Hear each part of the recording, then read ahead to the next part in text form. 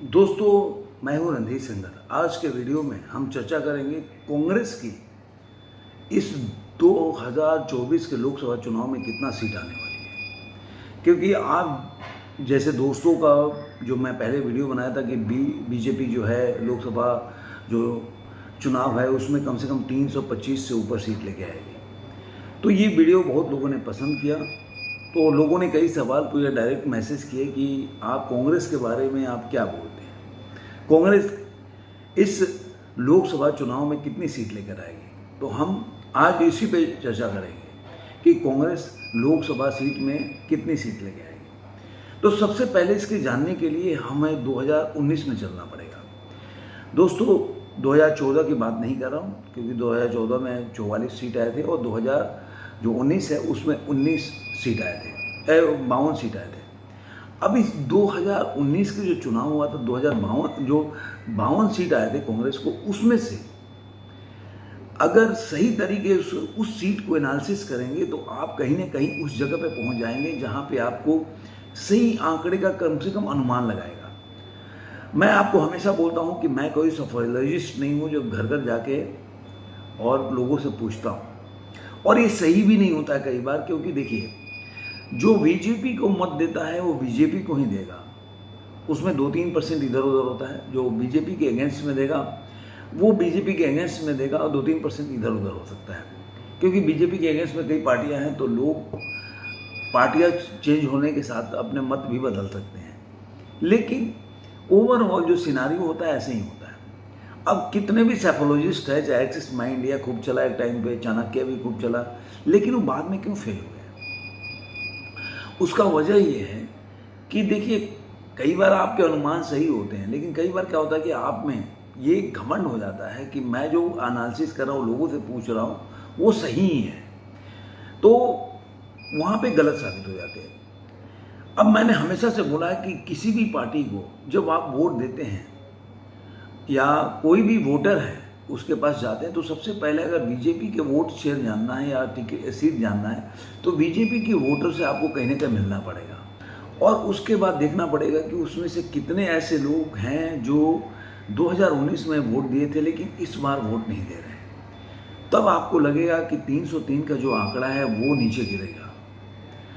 तो इस एनालिसिस के तहत मैंने उसका एनालिसिस किया। बाकी तो एग्जिट पोल भी 1 तारीख से आना शुरू हो जाएगा, और 4 जून को तो पूरा आपके पास सारे पिक्चर्स क्लियर हो जाएंगे, कौन कितने पानी में है, कौन साइकोलॉजिस्ट कितना मेहनत किया है या फिक्स है। क्योंकि मैंने एक संजय कुमार का साइकोलॉजिस्ट CSDS के हैं, उनका तो मैंने पहले भी वो उनका जो देखा तो बोल रहे थे बीजेपी नीचे जा रही है। वो 2014 से लेकर 19 में जो भी उनके आंकड़े देखे ना, वो ऐसे ही होता है, लेकिन वो हमेशा फेल होते हैं। लेकिन चले आते हैं कि मेरे को बहुत ज्ञान है। चलिए उस बात को नहीं जानते, हम आते हैं कांग्रेस की सीटों पे। 2052 में जो बार 52 निकला है, 2019 में जो चुनाव हुए थे तो उसमें कांग्रेस को 52 सीट मिले थे। 52 में से 19 ऐसे सीट थे जिसमें बोल सकते हैं कांग्रेस को 19 की कांग्रेस को मतलब 50,000 से कम वोट मिले थे। जैसा कि मैंने बताया कि 2019 के 52 सीटों में से 19 ऐसे थे जिसमें 50,000 से कम का उनका आंकड़ा था। तो एक बता रहा हूँ, कुलदीप राय जो थे, जो अंडमान निकोबार से जीते थे, वो 1407 वोट से जीते थे। ऐसे ही नागौर से 16,000 से जीते थे। ऐसे ही मालदा दक्षिण से 8,000 से जीते थे। किशनगंज से 34,000 वोट से जीते थे। कोरबा से 26,249 वोट से जीते थे। बस्तर से 38,982 वोट से जीते। दक्षिण गोवा से 9,755, पल्लड़ से 11,637, मतलब सब 50 के नीचे बता रहा हूँ, तो मतलब 20,000 भी का आंकड़ा क्रॉस नहीं किया। पथाना मीठा से मतलब 44,243, आंटिंगल से 38,000 से जीते थे। कासरगोड 40,000 से जीते थे करीब करीब। छिंदवाड़ा से 37,000, जो कि नकुलनाथ हैं, जो अपने कमलनाथ के लड़के हैं। उसके बाद चंद्रपुर से 44,000 से। कोरापुर में मात्र 3,600 वोट से जीते थे। जालंधर में 19,000 वोटों से जीते। श्री आनंदपुर साहिब से मनीष तिवारी जो केवल 46,000 मात्र वोटों से जीते थे। रेवती रेड्डी जो मलका गिजगिरी हैं, वहाँ से 10,000 वोटों से जीते थे। और उत्तम कुमार रेड्डी जो है नालगोड़ा से 25,682 वोट से जीते थे। ऐसे ही भुवनगिरी से केवल ओनली 5,200 वोटों से जीते थे। तो मतलब 19 ऐसे सीट है जिसमें कांग्रेस कहीं ना कहीं 50,000 के रेशियो से नीचे, कई बार 20,000 रेशियो से नीचे जीत रही है। अब आप ये आकलन कीजिए कि अब 50,000 में अब कांग्रेस जो चुनाव लड़ रही है, जब कांग्रेस आप देखेंगे कि कहाँ कहाँ चुनाव लड़ रही है तो आपको और भी और आंकड़ा जो है क्लियर हो जाएगा कि कांग्रेस कहाँ कहाँ चुनाव लड़ रही है। और आपको बता देता हूँ कि कांग्रेस जो है 285 सीटों पर चुनाव लड़ रही है। 285 सीटों पर चुनाव लड़ रही है कांग्रेस। अब इसमें से कुछ प्रमुख प्रदेशों का नाम बताऊंगा जिसमें कांग्रेस जो चुनाव लड़ रही है। जैसे कि नॉर्थ इंडिया में देख लीजिए, उत्तर प्रदेश में 17 सीटों पर लड़ रही है। अब आप आइडिया लगा दें 2019 में केवल जो सोनिया गांधी वही जीती थी, अब वो भी छोड़ के चली गई। तो 17 में आप समझ लीजिए कि यहाँ तो खत्म हो गया।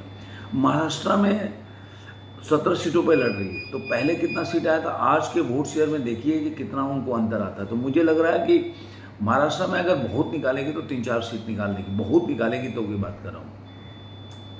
बिहार में मुझे नहीं लग रहा है, कांग्रेस जो है 9 सीट मिला, उसमें से कितनी निकालेगी, 2-3 निकालिया ये वो सोच रहे हैं अंदर से, लेकिन मुझे नहीं लग रहा है कि कांग्रेस कोई सीट निकाल पाएगी। ऐसे ही तमिलनाडु में 9 सीट मिला है, वहाँ पे बोल सकते हैं।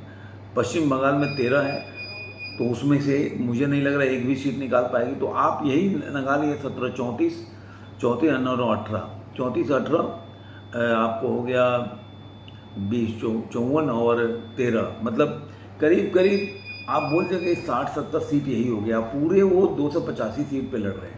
तो जितने भी उनका सीट है ना, अभी उत्तर प्रदेश में उनका जो वोट शेयर था, उस मतलब अगर रायबरेली में देखा जाए जिस तरह से वोट शेयर था तो 7.53% था। और अगर उसी को देखा जाए कि विधानसभा में कांग्रेस को कितना सीट आया था तो 2.33%। तो अब इससे आप आइडिया लगा सकते हैं कि कांग्रेस जो है कितनी सीटें पाने वाली है, क्योंकि आप 19 सीट जो अगर 52 में से 19 सीट पे 50 से नीचे है, अगर कई तो ऐसे हैं 3-4 सीट 5 सीट की आप देखिए कि मतलब 10,000 से भी नीचे है, तो आपको एक बहुत ज़्यादा आंकड़ा जो है ना क्लियर हो जाएगा। अब इसमें क्लियर में क्या होगा कि आप ये देखिए कि बीजेपी से जहाँ जहाँ टक्कर है, जैसे गुजरात हो गया, मध्य प्रदेश हो गया, राजस्थान हो गया, छत्तीसगढ़ हो गया, या मान लीजिए कि दिल्ली में 3 सीट हो गए, आप वहाँ पे देखिए कि इनकी जो स्ट्राइक रेट है, या ये कभी जीती हैं 2019-14 में, तो आपको नगण्य जीतेगा कि नगण्य जीते हैं।